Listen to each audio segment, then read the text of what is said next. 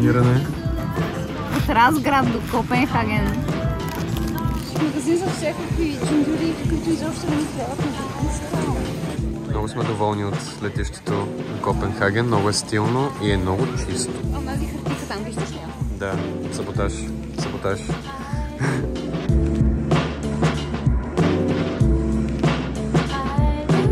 Навичката в Оркус.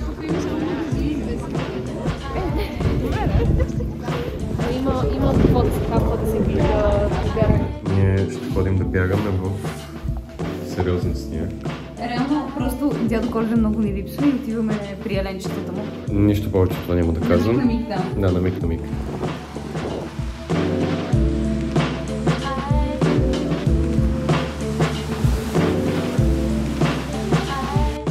Айде, скачи в езерото. Какво? Скачи. О, реших, че това е. Реших, че това е по-слабото път. Виждаш ли какво? Къде ми е чудара? Не знам. Ще изпора.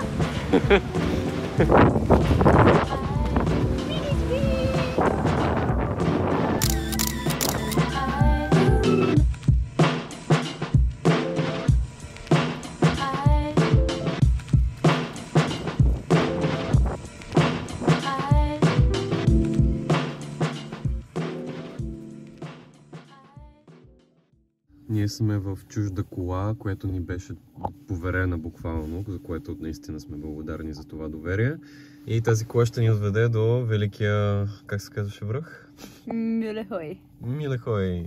На някои места в Google Maps ще го намериш като планински връх, другаде като хил, другаде като Scenic View, нали, просто като някакво място с уникални гледки. Но да, правим днес изкачването на този връх, но то ще е просто част от някакво роуд трипче, което решихме да си направим. Около 5 часа и половина да го направим цялото това нещо. Мисля, че изглежда постижимо, нали? Амбициозно.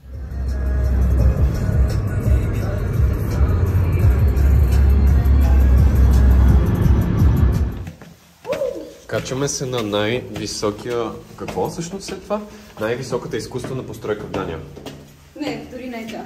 Добре, качваме се на някаква кола. Видиш много, трябваше да се качим от там, виж, от тук се качваш, от тук слизаш. Какво значение има? Къде да знам? Ние сме на някаква кола с различни индикации, компаси, елхи с светлинки и тя е нашата загрявка за реалния връх в Дания, който е изключително предизвикателен. Толкова предизвикателен, че дори не се вижда от тук, но... Това е върха, който след малко ще отида на него. Химелбергет. Примерно. Малко обуксувахме с колата, защото не знаехме къде да паркираме и паркираме там. Тя чисти пътепоказателя с яките си. И имаше двама души, които ни изпревариха и май бяха първите за деня. И това... Сега ще ни изпреварят и на другия връх. Трябва Сега те отиват на истинския връх и трябва да ги изпреварим, затова слизам от тази прекрасна, изключително панорамна кола. Не знам дали можеш да пустиш лампичките, виж, че ще хване толкова по-добре, не? Да, трябва тук да се вкара. Те си тръгнаха. Как мислиш, че са си тръгнали? Ето ги, тръгнаха си. Фак, много супер си. Добре, никой няма да ни види, да бъдем лоши. Слизаме от... Хайде, нали сме на връх да направим нещо екстремно. Аз ще се подплъзна и ще падна. Няма, ето тук вече няма сняг. Изпуснахме спускането на Цукшпице, но тук няма да го направим. Батя, това е най-хубавия ми връх до сега. Добре, че тренирам. Ето ни навън и ето как изглежда тази кола, която тук ще качихме. Доста готинка. И това е нещо там информационно, което най-вероятно не работи. Има туалетна. Има туалетна? Да. Вау. Забавно ни е. Безспорно.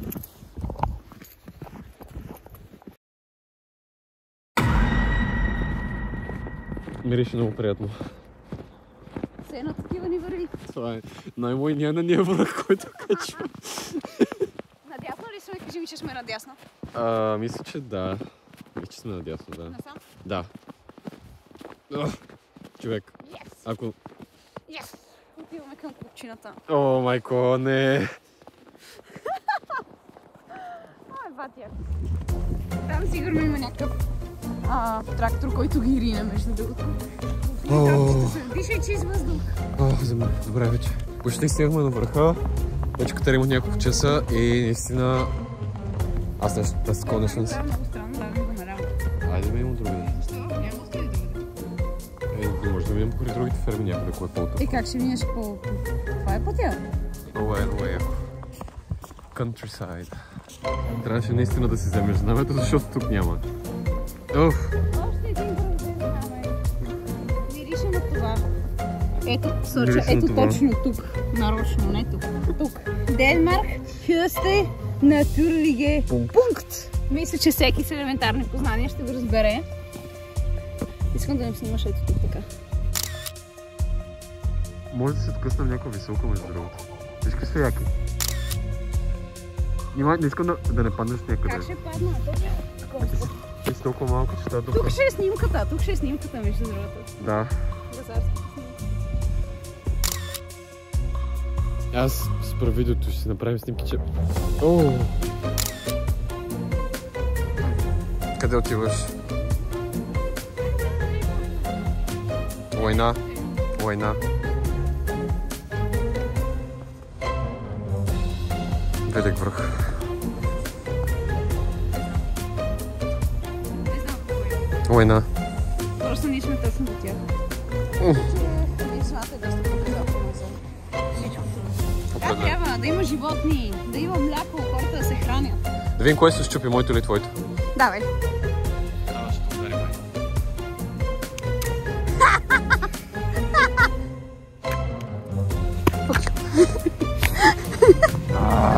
Защо мириш на война?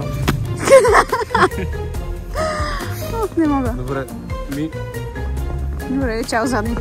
Ой, това е неприятно. По този QR-код, между другото. Я да го сканирам. Ти иде, почти същото е. Там също имаше врата.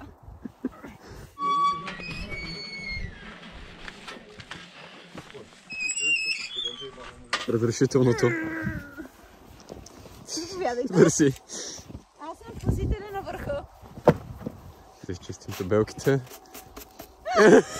Още край, какво е изненада. Welcome. Най-крайвишкия връх. Ето как изглежда през лятото. Ето го сега. Ето как изглежда през лятото. Да. When you step through the gate, you're only a few hundred steps from the highest natural point of Denmark. The path continues past Mill Hill, and if you follow the signs, you will come to Mjøgel Hill. Ами, беше си тотално преживяване. Наистина бих потвърдил, че количеството изпражнения и миризма, които имаш тук, са като нищо друго, което съм виждал и преживявал до сега. Точно 1 километър сега ще ми звъне на часовника, така че... Буквално точно в този момент. Да, един от най-предизвикателните ни върхове до сега. Радваме се, че продължи само 20 минути.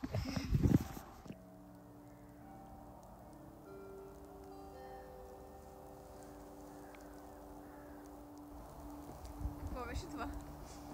Тя свири.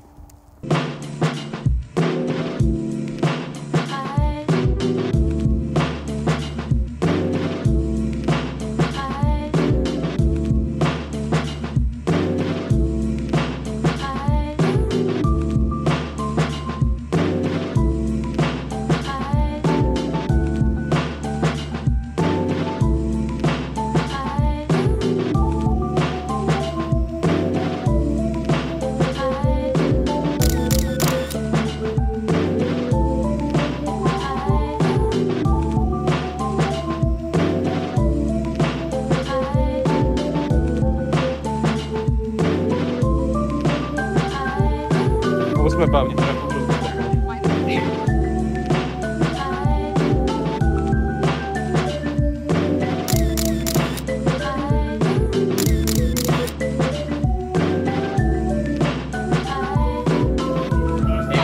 здраве!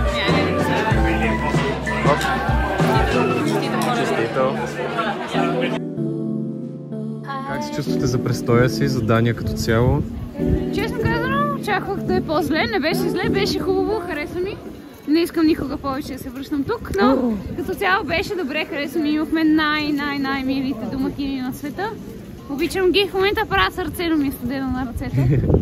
И беше готино, беше готино.